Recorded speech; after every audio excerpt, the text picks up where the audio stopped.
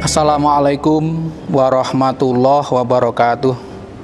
Alhamdulillahirabbil alamin wal aqibatu lil muttaqin wala udwana illa 'alal zalimin.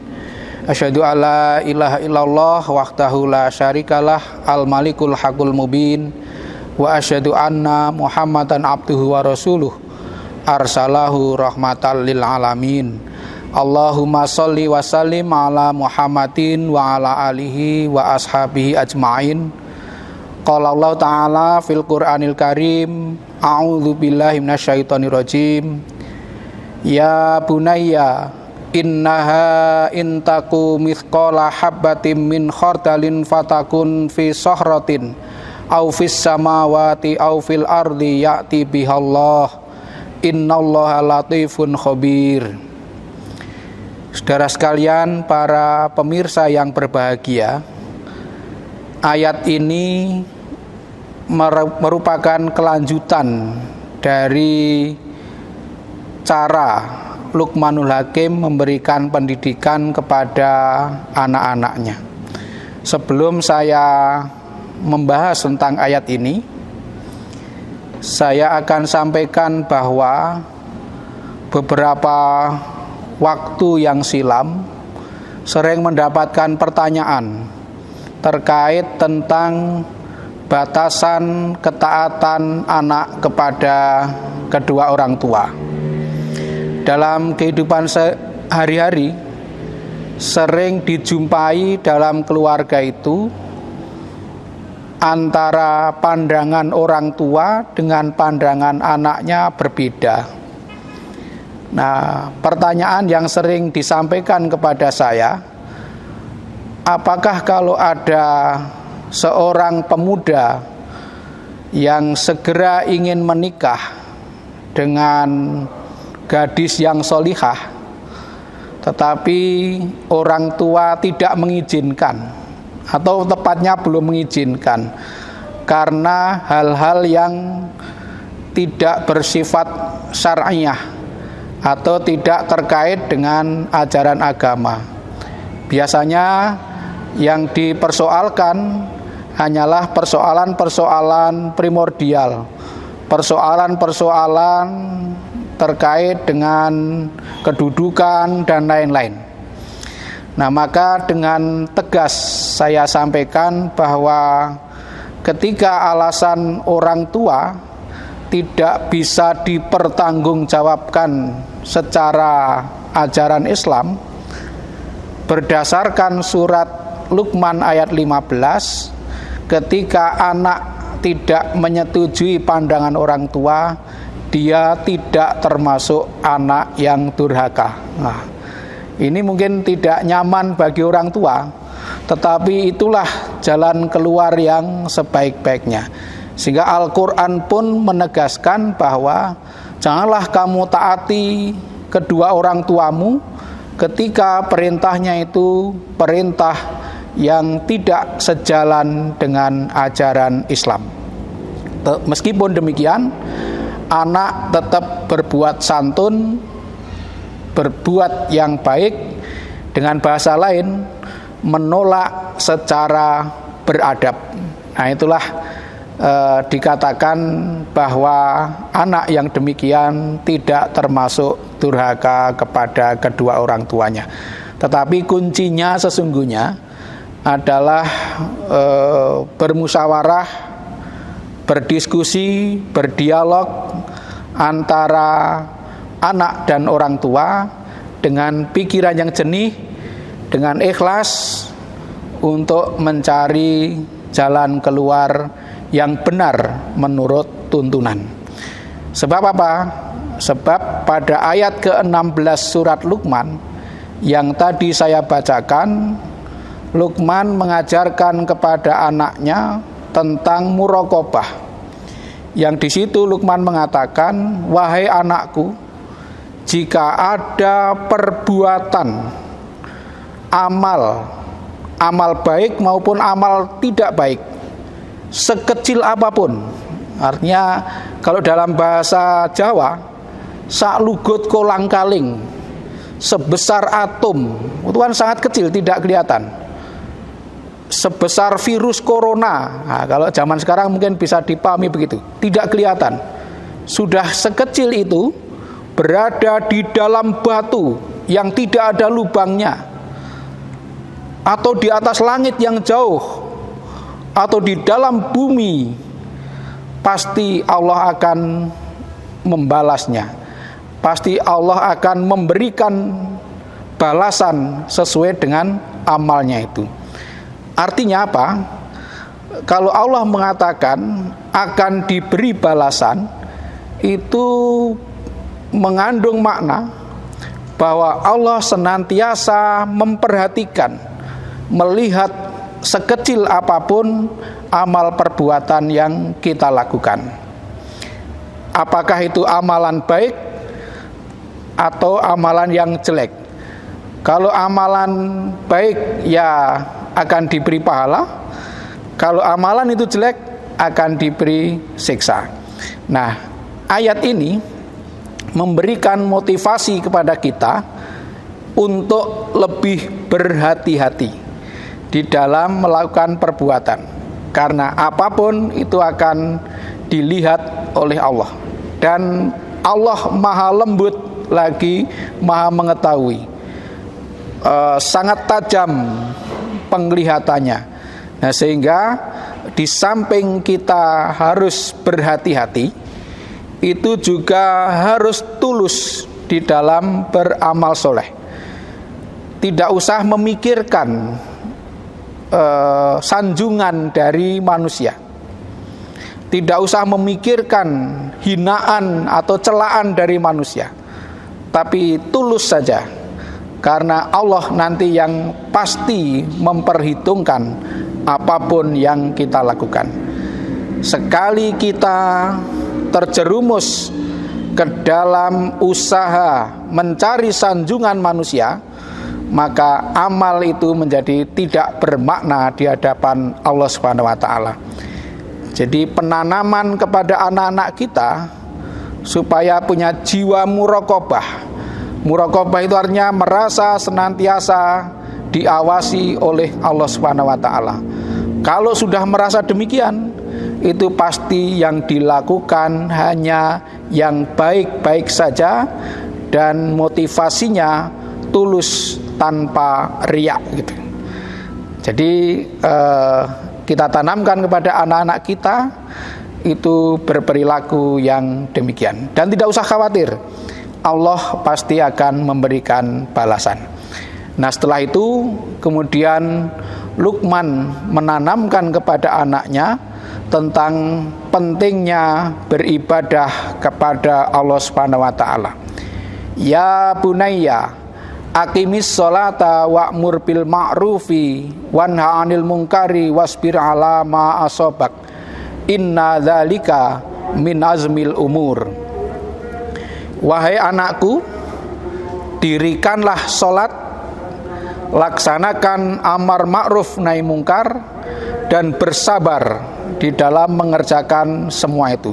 Sesungguhnya semua itu termasuk perkara yang besar. Jadi ada 4 perkara besar dalam kehidupan manusia yang harus dilaksanakan dan diberi perhatian yang sungguh-sungguh. Yang pertama adalah sholat, yang kedua amar ma'ruf, yang ketiga nahi mungkar, dan yang keempat adalah sabar. Ini 4 perkara yang sangat agung, sangat penting di dalam kehidupan kita.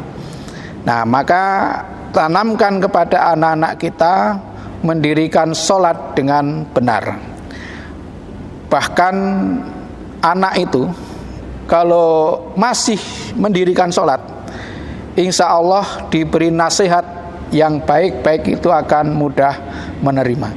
Tetapi kalau sholat sudah ditinggalkan, maka runtuhlah bangunan kebaikan-kebaikan yang sudah ditanamkan sebelumnya. Diajak beradab juga tidak mudah, diajak bekerja profesional juga tidak gampang. Maka sholat ini menjadi landasan yang sangat penting dalam membentuk kepribadian anak menjadi anak yang soleh dan solihah.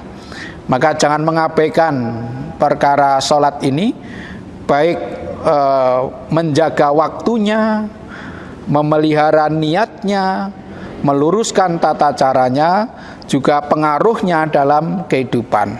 Sedangkan jika anak itu rajin sholat, maka dia perilakunya akan selalu berubah menjadi lebih baik. Innas sholata tanha anil fakhsya'i wal munkar. Sesungguhnya sholat itu bisa mencegah perbuatan keji dan mungkar. Jadi sholat yang benar adalah sholat yang bisa mengubah perilaku dari yang tidak baik menjadi baik, dari yang malas menjadi rajin, dari yang sudah baik menjadi lebih baik. Sehingga anak-anak kita kalau sholatnya sudah benar, insya Allah akan membimbing perilakunya ke arah perilaku yang benar. Nah, untuk membimbing itu perlu ada jalan. Jalannya bernama amar ma'ruf nahi mungkar, mengingatkan, memerintahkan kepada yang ma'ruf dan mencegah dari yang mungkar. Jadi yang ma'ruf itu kalau dilaksanakan dengan benar, insya Allah nahi mungkar tidak perlu dilaksanakan, karena tidak ada kemungkaran di situ. Jikapun sudah amar ma'ruf dilaksanakan, tetapi kebaikan belum sepenuhnya terlaksana, masih ada kemungkaran, maka disempurnakan dengan nahi mungkar, mencegah kemungkaran. Dimulai dari dalam rumah kita masing-masing. Jadi anak-anak itu juga diperlakukan dengan amar ma'ruf nahi mungkar, sekaligus diajari untuk peduli terhadap pelaksanaan amar ma'ruf nahi mungkar. Jadi kakaknya mengingatkan adiknya, bisa juga adiknya mengingatkan kakaknya, atau bahkan anak beramar ma'ruf nahi mungkar kepada orang tuanya. Itu bukan hal yang hina, itu hal yang sangat baik ketika seluruh anggota keluarga itu saling mengingatkan, saling mengamalkan amar ma'ruf nahi mungkar. Nah, kemudian yang keempat, perkara yang sangat agung, sangat besar itu adalah sabar. Setelah melaksanakan semua itu, maka kemudian kita perlu kesabaran. Karena sudah berbuat baik itu pun belum tentu menggembirakan bagi pelakunya, belum tentu disikapi dengan baik, maka diperlukan kesabaran yang tanpa batas. Nah, saudara sekalian yang berbahagia, maka menyempurnakan pendidikan anak-anak di dalam rumah tangga masing-masing, itu pada kesempatan ini yang saya sampaikan adalah muraqabah, jadi merasa diawasi oleh Allah Subhanahu wa taala. Muraqabah ini menyebabkan perilakunya lebih berhati-hati dan amal solehnya lebih tulus. Kemudian yang kedua adalah mengamalkan dalam diri kita dan seluruh anggota keluarga kita 4 urusan yang besar.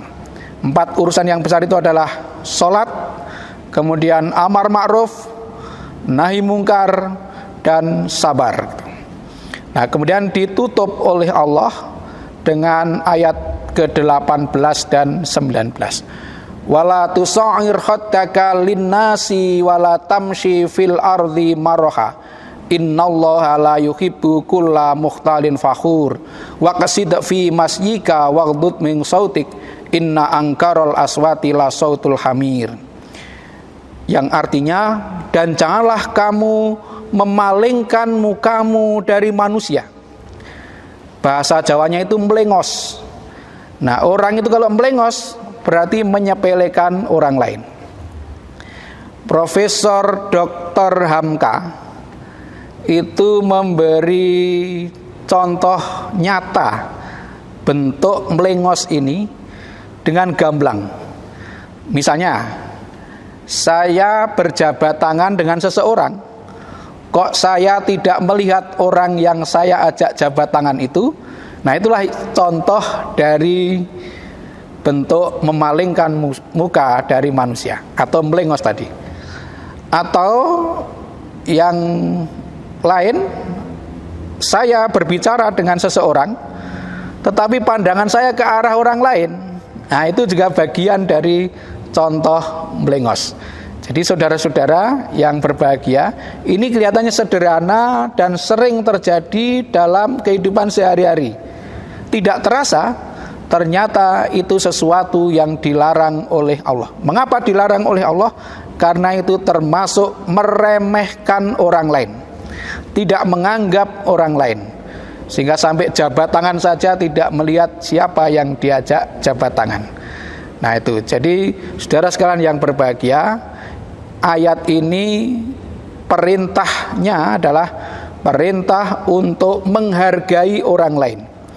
Nah, orang yang bisa menghargai orang lain itu adalah orang yang rendah hati.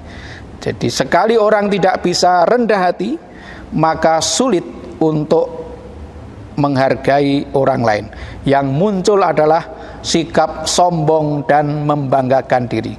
Allah hanya mengatakan sesungguhnya Allah tidak menyukai orang yang sombong lagi membanggakan diri. Sebab kesombongan itu kalau dinaikkan terus akan bisa berujung kepada kemusyrikan. Yang namanya sombong adalah menolak kebenaran dan meremehkan orang lain. Melengos dari manusia itu termasuk bagian dari meremehkan orang lain.